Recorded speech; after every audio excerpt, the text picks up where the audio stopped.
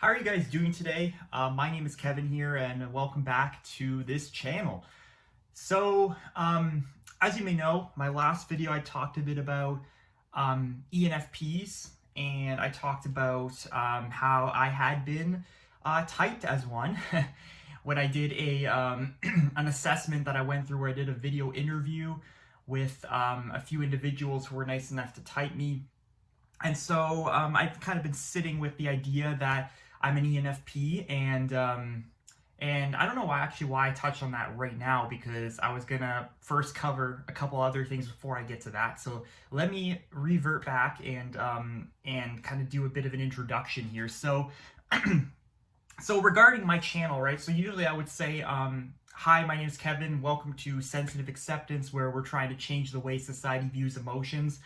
And, you know, I still somewhat align with that slogan and the channel name, but at the same time, I realize that my channel has taken a bit of a segue from focusing on highly sensitive men and kind of that specific issue at hand or topic of discussion of masculinity, modern masculinity.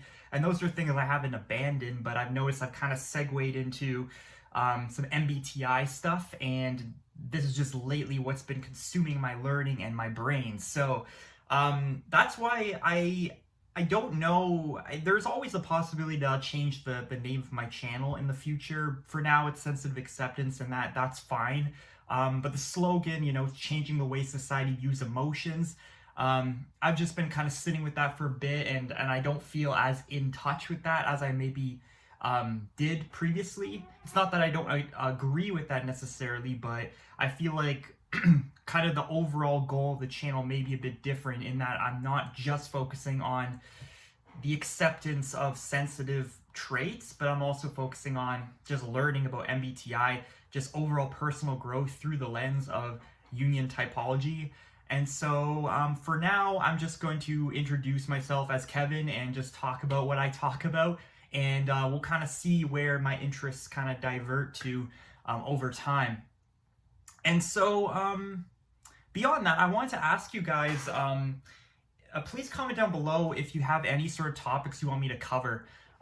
You know, I know my viewers have been kind of coming in from different places, like some of my highly sensitive person videos and also some of my MBTI videos. So definitely comment down below in this video if you have anything you want me to cover and want me to discuss, because I'm definitely seeking creativity and I want some more inspiration in my life to be able to put work into this channel and kind of make it into something that can have an impact. So I am searching for meaning and impact, and I've also thought in the back of my head maybe starting like doing interviews maybe with like highly sensitive men, or you know, maybe some other ENFPs. You know, a lot of things are on the table here, but those are all things that we will venture into over the course of this channel unfolding. So back onto the topic of discussion. So having realized that I'm probably ENFP, so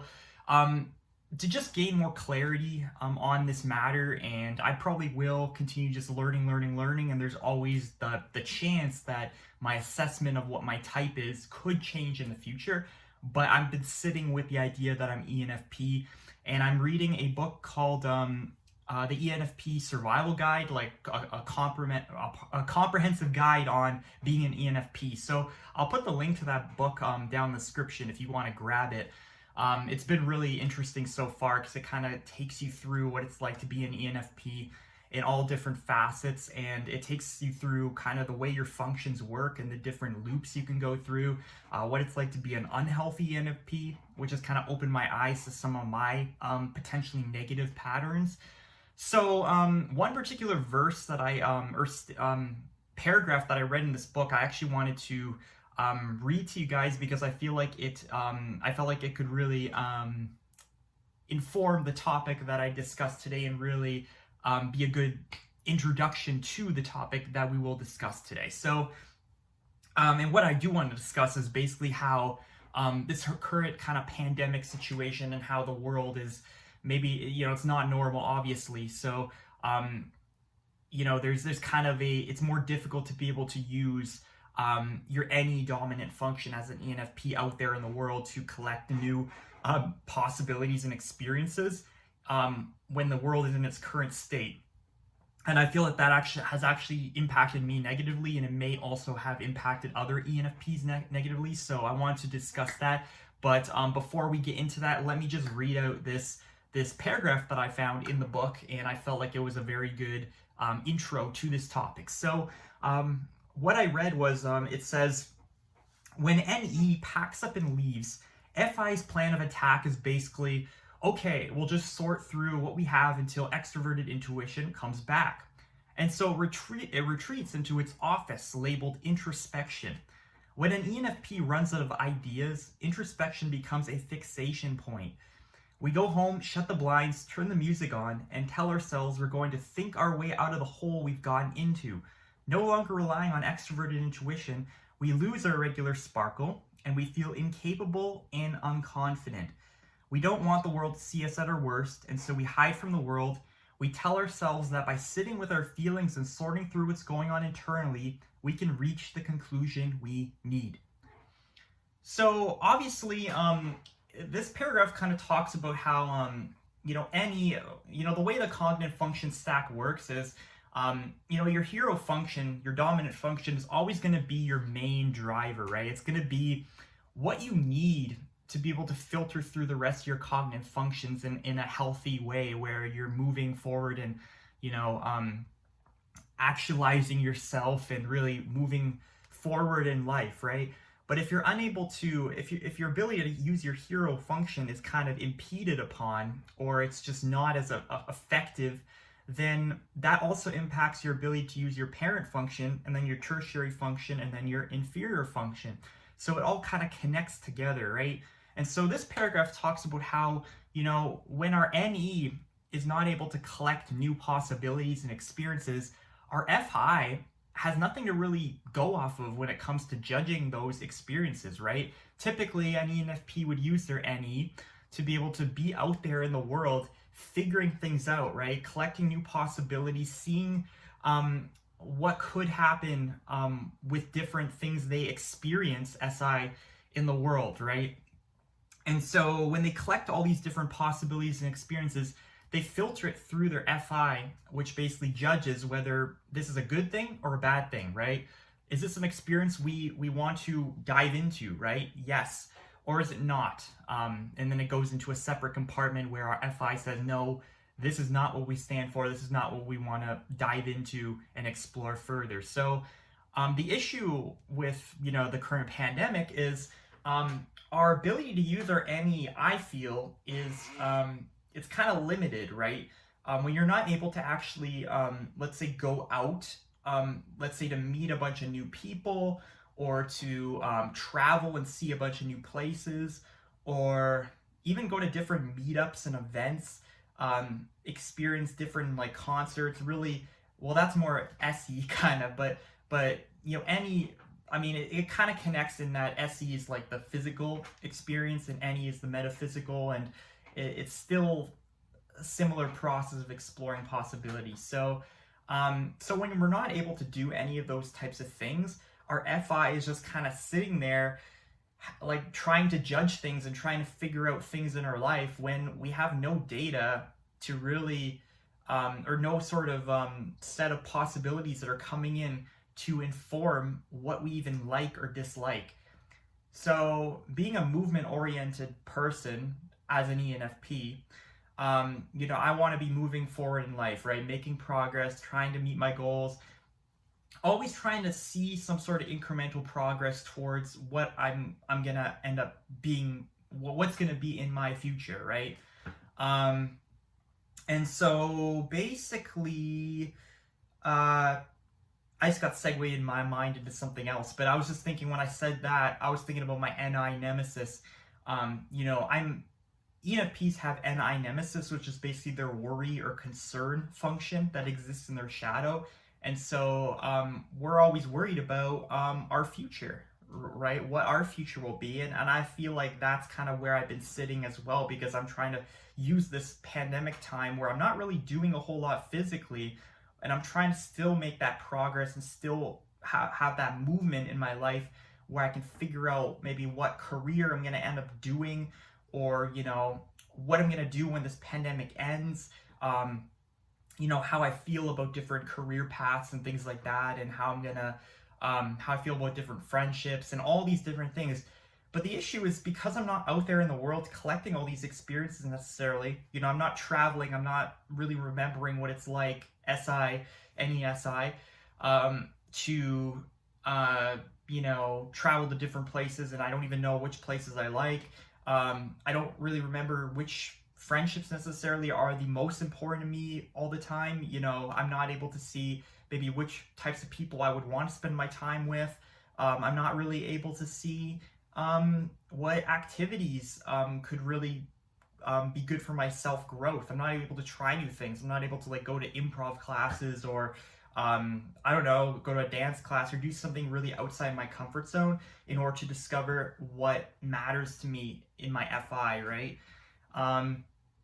So this has kind of led to me feeling a little bit lost, I find.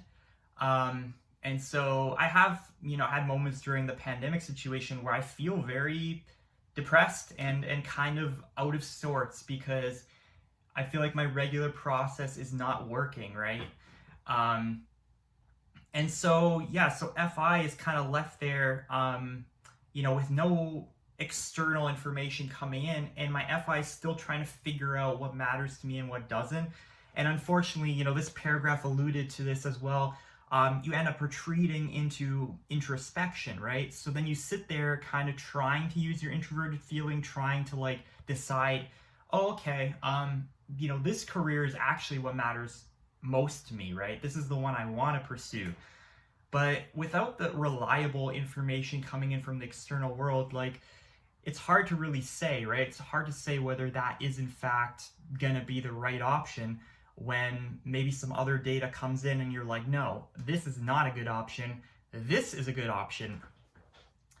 And so your FI is kind of not working the way it should be, right?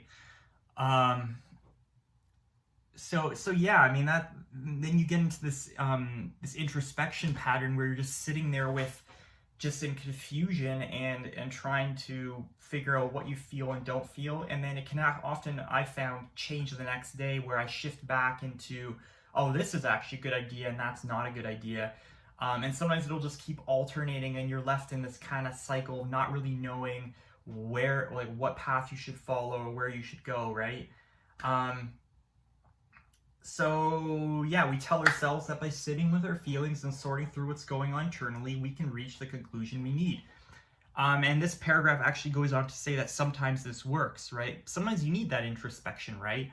But I think FI works best when we have enough coming in from the external world through our NE, and then we're able to kind of really filter out that data with our FI and be like, and really decide what we should pursue, like with our TE, right? Which kind of like what kind of endeavors worth pursuing and actually investigating further with our TE, and then using our SI to actually form habits around that. And so yeah, and I feel like this probably what I'm going to say now is a topic probably for another video, but because I want to investigate it even further. But as I continue reading about an unhealthy ENFP, but I feel like, you know, they talk about the ENFP SI grip of your inferior function, where when you're in an unhealthy state, your SI, inferior, will try and take over and basically act as your hero function, and it's just not a good place to be.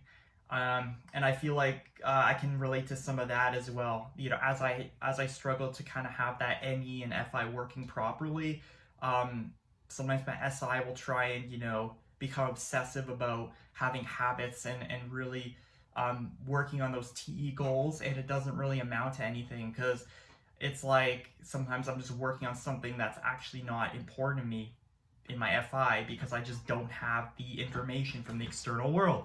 So I think that pretty much covers what I wanted to say with that. I mean, let me know in the comments down below, like, if you're an ENFP, like, do you relate to this? Have you related to this at all during the pandemic situation? Because I have days where, like, especially on a day like today in the weekend or whatever, I'm like, you know, I actually didn't feel That's, as I alluded to at the beginning of the video, I didn't feel that creative energy that I need to be able to produce this video. And sometimes to get that creative feelings in you, you need to kind of feel inspired, and it's tough to also feel inspired when you're not having a bunch of inspiration coming in from the external world. And I've been trying to use my NE during the pandemic. It's not perfect, but I've been trying to do a few new things, like trying to learn guitar. I learned how to invest in the stock market for the first time, so I was happy about that. Obviously this YouTube channel is something that has started during the pandemic as well, so this is something else. I've gone to some new weird hobbies, like collecting insects, or wasps in particular, which seems kind of weird, right? But there are people who are into that. And so I'm taking all these things and trying to have them be my source of NE, which isn't perfect because sometimes I actually need to be interfacing with other people, as an extrovert, and I need to be able to be out there in social situations and gain more data that way. Actually trying a lot of things outside my house in the external world, really exercising my SI, like getting over some of those discomforts that I have, maybe in terms of social situations and in terms of just different things I'm kind of fearful of in the external world. And so if I'm not able to do that, there's only so much I can grow, right? I mean, I can feed my brain all day with books and stuff, and that's great, and that helps my child really gain more knowledge and really try and use that to help my life and help propel me forward. But there's only so much of that I think that's good for an ENFP, right? At some point you have to be collecting those new experiences. So I think that's it, honestly, for this video. That's all I wanted to share. Let me know if you relate as an ENFP. We'll continue kind of getting into some of these functions, and I will decide whether, being an ENFP is actually what I am. I'm pretty sure it is, because I can relate to a lot of this stuff, but I'd always struggled with INFP maybe, or INFJ, which of course would be my ENFP shadow anyway, so I do access some of those functions. But yeah, I guess that's it. Again, just a reminder, I'll put the link to that ENFP Comprehensive Survival Guide down in the description below if you want to pick it up for yourself. And if you guys enjoy this video, just a reminder, I really appreciate it if you hit the subscribe button and click the bell icon to be notified of future videos. If you want to get more into ENFP stuff and MBTI stuff and some high sensitivity and mental health stuff too, definitely hit the subscribe button. And I appreciate it if you enjoyed this video itself. Please hit the like button and help support the channel. And thanks again for watching. So until next time, guys, take care.